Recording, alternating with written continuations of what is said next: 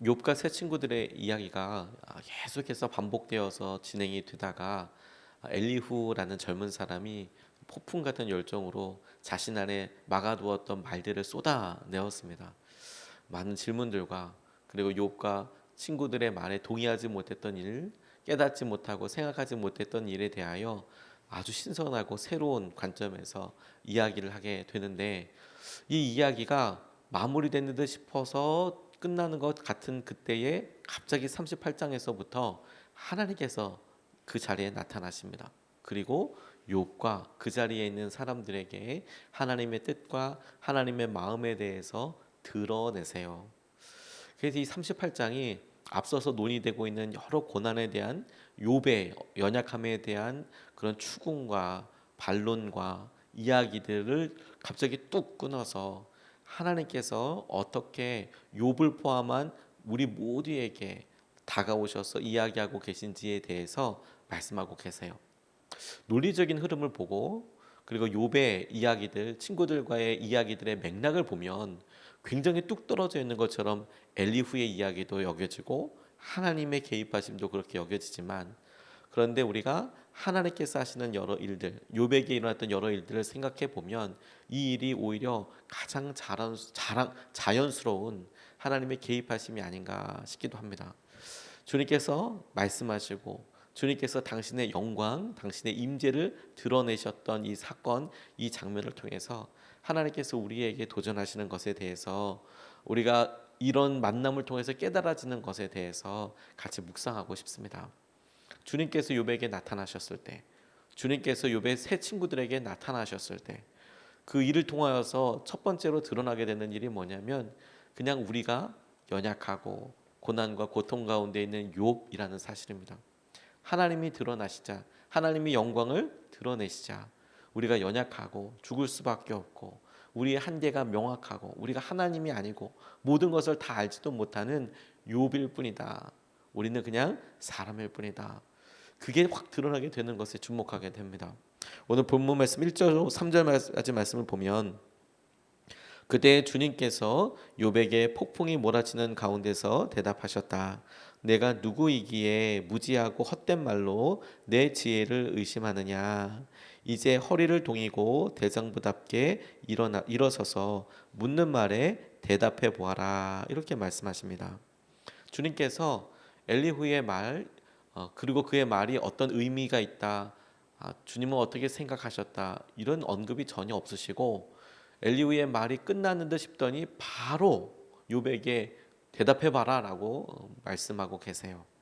그런데 이 말씀에서 굉장히 흥미롭고 놀라운 단어 한 가지를 발견하게 되는데, 대답하셨다라는 단어입니다. 대답하셨다. 하나님께서, 여호와 하나님께서 욥에게 대답하셨다, 이렇게 나와 있는 거예요. 히브리어로 아나라는 단어인데요, 이 아나라는 단어는 실제로 대답하셨다, 답변하셨다라는 의미입니다. 대답하셨다, 답변하셨다. 그 대답과 답변의 주체가 누구이냐? 하나님께서 대답하셨다, 답변하셨다라고 이야기하고 계세요.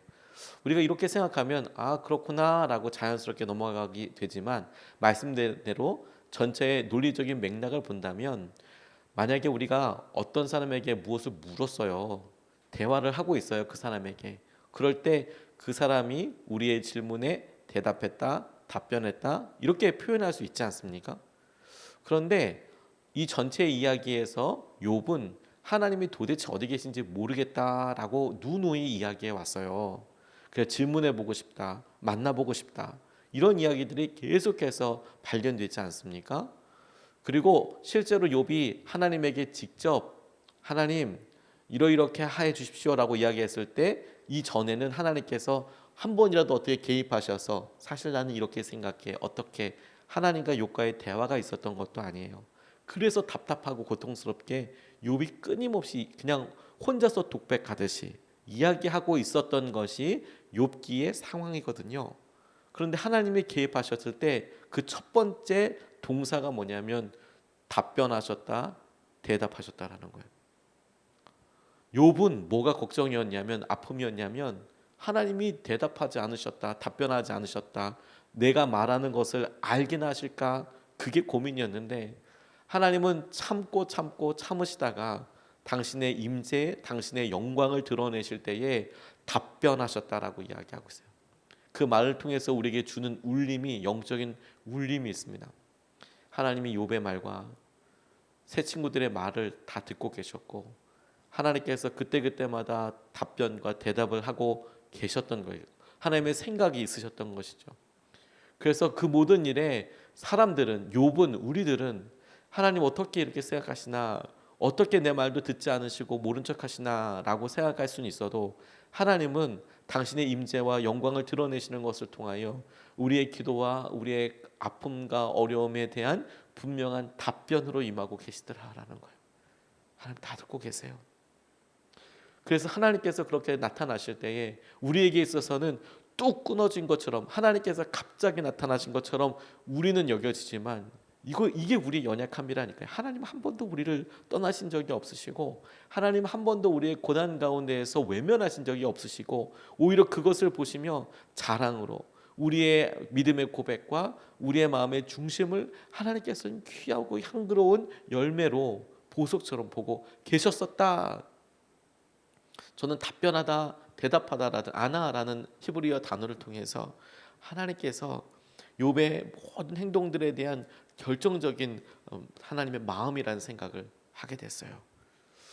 그러니 여러분, 우리가 연약하고 힘들고 했던 여러 고민들, 우리가 추측하려고 했던 모든 생각들, 하나님의 계획은, 하나님의 뜻은 이럴 거야 라고 생각했던 모든 일들이 하나님이 실제로 우리 가운데 오셔서 내가 이렇게 대답한다, 답변한다라고 이야기할 때 하나님 다 듣고 계셨어요? 하나님 모든 상황을 잘 알고 계셨군요를 머릿속에서가 아니라 실제로 경험하게 되니까 욥이 얼마나 낮아지는지, 욥이 얼마나 하나님과의 말도 안 되는 차이를 알고는 있었겠지만 실제로 자기의 삶에서 이루어지게 됐을 때 욥의 마음과 그래서 느껴지게 되는 마음속의 이 당황스러움을 우리가 주목해 볼 필요가 있어요. 하나님 우리 가운데 함께하고 계시고 하나님은 우리가 상상할 수 없을 만큼의 하나님이시고 우리는 그저 연약하고 고난 가운데 욥에 불과한 것이죠. 그래서 지금 우리가 고난과 어려움을 당하고 있을 이때에 욥의 이런 모습을 통하여서 우리가 얼마나 하나님 보시기에 작은지, 그래서 우리가 얼마나 하나님을 의지해야 하는지에 대해서 다시 붙잡고 이야기해야겠다 싶었습니다. 도마가 예수님께서 부활하셔서 제자들에게 나타나셨던 그 첫 번째 자리에 없었습니다. 그리고 와서 보니까 사람들이 부활했다고, 예수님이 부활했다고 이렇게 이야기를 했어요. 믿지 못하겠다고 이야기했어요. 정말 단 한 줄로 나는 믿지 못하겠다. 나는 그 손에 있는 못자국에 내가 손가락 넣어보고 창자국 여기 거꾸로 있는데 내가 거기다 내 손도 넣어보고 만져보고 그래야 내가 예수님 부활했다는 거 믿겠다. 그런 상처와 고난 받는 거 내가 봤는데 그 상처를 내가 직접 만져봐야지, 직접 그분을 만나 뵈야 믿겠다라고 이야기를 했어요. 그런데 나중에 8일이 지나고 나서 예수님께서 도마가 함께하고 있는 제자들의 모임에 나타나셨어요. 그리고 도마에게 말씀하셨습니다. 만져보라고. 그래서 믿는 자가 되라고. 네가 만져보고 믿는 자가 되라. 도마가 실제로 만져보지 못했습니다. 내 앞에 계신 주님이 자기가 계속해서 따라다니는 그 예수님이 너무도 분명했고 그분이 당신의 영광, 당신의 임재를 드러내셨을 때 도마는 아무 말을 할 수가 없었어요. 그리고 그의 입으로 나의 주님, 나의 주님이라고 고백할 수밖에 없었습니다. 내가 얼마나 연약한지, 내가 얼마나 부족한지, 내가 욥과 같고 나의 믿음이 얼마나 작은 것인지 주님이 모습만 드러내셔도 그가 깨닫게 되었죠. 우리의 삶에 여러분, 우리가 지금 어렵고 고난이 있고 힘들어서 온통 우리의 마음과 우리의 생각과 관심이 우리 자신과 우리의 연약함과 이것이 되게 크게만 보이고 있어요. 근데 주님께서 우리에게 드러내시고 함께 하실 때 우리의 문제와 우리 어려움을 포함한 우리 자신은 아주 작고 하나님께서는 그 모든 일들에 당신만의 답을 가지고 계세요. 당신만의 인도하심을 가지고 계세요.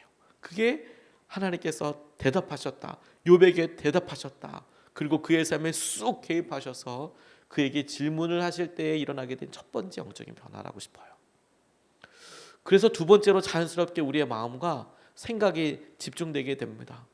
우리가 욥일 뿐, 우리가 연약할 사람일 뿐, 우리는 다 몰랐을 뿐, 하나님께서 임하시고 말씀하시니까, 그러니 하나님은 정말 하나님이시네요. 하나님은 정말 하나님이셨군요. 하나님이셨군요.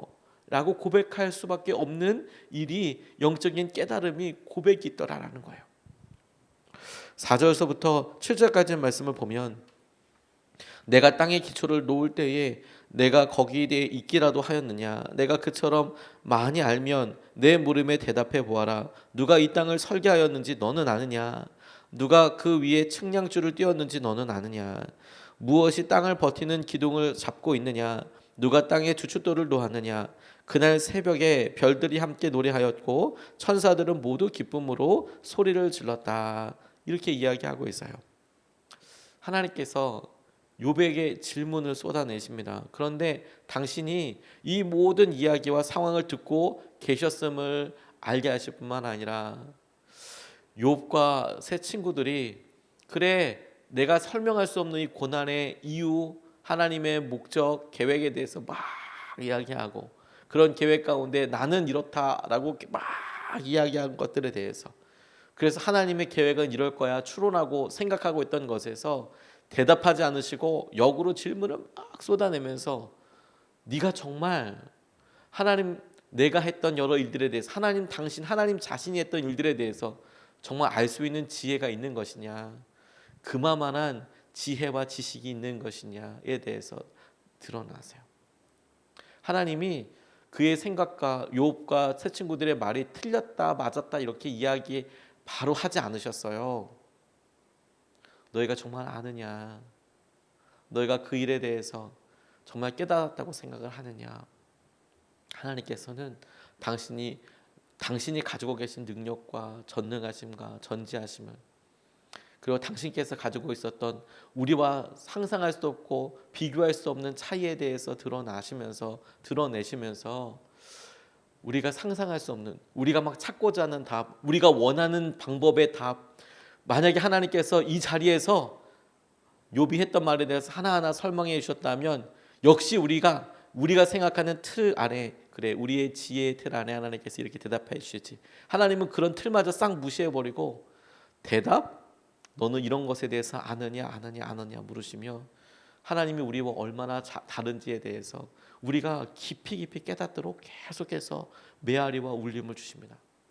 우리는 우리이고요, 하나님은 하나님이세요. 우리의 연약함이 하나님 앞에 드러나게 될 때 우리가 너무 연약해 보입니다. 근데 하나님은 정말 하나님이심이 드러나죠. 이게 여러분 우리에게 고난이고 절망이 되지가 않아요. 하나님은 연약한 우리에게 하나님이 되라고 말씀하신 적이 없으십니다. 우리에게 네가 모든 것을 다 깨닫고 지혜를 가지고 이런 상황에 대해서 다 알아라 말씀하신 적이 없어요. 우리에게 어려움과 염려되는 여러 상황들이 있죠. 그런데 하나님께서 너 믿어, 그리고 이 모든 일들을 너의 능력으로 다 이겨라, 견뎌내라, 극복해라, 이렇게 말씀하신 적도 없어요. 하나님께서는 우리에게 우리가 얼마나 연약한지를 보여주세요. 그리고 우리가 그걸 깨닫게 돼요. 근데 하나님은 놀라우신 분이에요. 이게 오히려 우리에게 놀라운 희망이 돼요. 왜? 우리에게 능력 없는 것이 너무 당연해요. 우리가 고통 가운데 있는 것이 어쩌면 너무도 당연해요. 우리에게 힘이 없으니까. 그런데 그 하나님께서, 그 엄청난 하나님께서 우리의 말과 우리의 기도를 들으실 뿐만 아니라 지금 우리 앞에서 우리에게 말씀을 걸어오시고, 그 하나님은 전능하시고 전지하셔서 우리에게 함께 하자 하심으로 우리의 염려와 어려움을 능히 주님께서 함께 넘어가게 하여 주시거든요. 그래서 우리의 연약함이 하나님과 함께 하게 될 때 하나도 부끄러움이 아니에요. 하나도 염려가 아니에요. 그게 우리에게 오히려 희망입니다. 우리가 연약할수록 하나님의 은혜와 하나님의 기쁨이 놀라운 것이죠. 그것을 우리가 인정하고 바라보는 거예요. 1960년대 70년대 테니스 선수로 명성을 떨쳤던 아서 애쉬라는 분이 있었답니다. 이분이 테니스 선수들의 꿈인 그랜드슬램을 하기도 하고 3번이나 달성하기도 하고, 테니스 대회로 유명한 4개 대회가 있는데 그걸 다 1등하는 것을 그랜드슬램이라고 그래요. 세계적인 대회에서 혼자 다 1등을 하는 거죠. 그걸 3번이나 그렇게 했대요. 놀랍죠? 그리고 최고의 권위를 자랑하는 윈블던에도 우승을 했답니다. 근데 이분이 50살에 허망하게 죽었어요. 죽게 된 이유가 뭐였냐면 본인이 운동선수로 일하다가 수술을 받게 됐는데 그 수술 때 수혈을 받게 된 겁니다.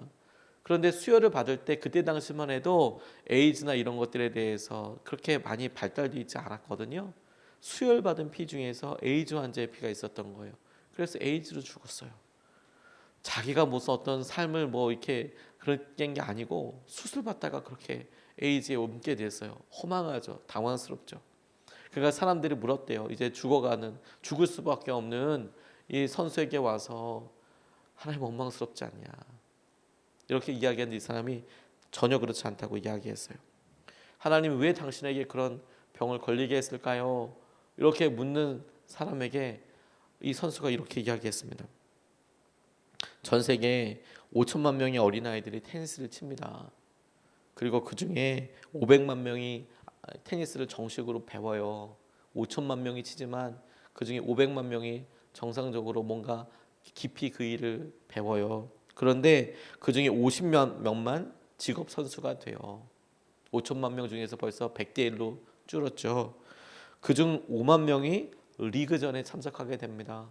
운동선수가 되어서 테니스 선수가 되어서 다시 1000분의 1이 되죠. 처음에 시작한 사람들 1000분의 1 되는 사람들이 이제 소위 말하는 경기를 하게 됩니다. 그리고 그 5만 명에서 다시 10분의 1 5천 명이 그랜드슬램 대회에 참가할 수 있는 자격을 얻어요. 다 참석할 수 있는 것도 아니에요. 자격을 얻어요. 그리고 그중에 다시 50명이 5천 명에서 다시 100분의 1이 50명이 윈블던에 참여할 자격을 얻습니다. 다 들어가는 게 아니고요. 세계 랭킹을 또 정해요. 그리고 그중에 4명이 준결승에 진출하게 되고요. 그중에 2명이 결승전에 오릅니다. 그리고 그중에 1명이 우승을 하게 되죠. 그런데 5천만 명서부터 시작했잖아요. 자기가 어려서 5천만 명 중에 1명으로 시작할 때는 그래서 시작해서 쭉쭉쭉쭉 운동을 해오다가 자기가 우승을 했을 때 5천만 분의 1이었어요. 5천만 분의 1. 그렇게 됐을 때 아무도 자기에게 왜 접니까? 왜 이렇게 내가 1등 되었을 때는 왜 저예요? 이렇게 묻지 않았다고. 자기의 열심과 자기의 상황과 노력도 있었지만 하나님께서 그런 일들 열심과 상황들을 이루어 가신 거구나. 그렇게 인정하고 그렇게 고백했었잖아요. 인생을 살면서 우리가 수없이 많은 축복을 얻습니다. 하지만 어느 누구도 이 축복에 대해 왜라고 질문하지 않습니다. 왜 내게 이런 축복을 주세요? 왜 이렇게 사랑스러운 아이를 내게 주셨어요? 기쁨에서 나오는 고백으로 왜 이렇게 행복한 가정을 주셨어요? 하나님 왜 이렇게 좋은 부모님을 주셨나요? 이게 축복으로 여겨지길 때 그렇게 질문하는 사람이 없다는 거예요. 당연한 것처럼 그렇게 기쁘고 행복하고 그게 정말 자기의 모든 것인 것처럼 생각하죠. 그런데 고통과 고난이 왔을 때는 왜 나한테만 이래요 하나님?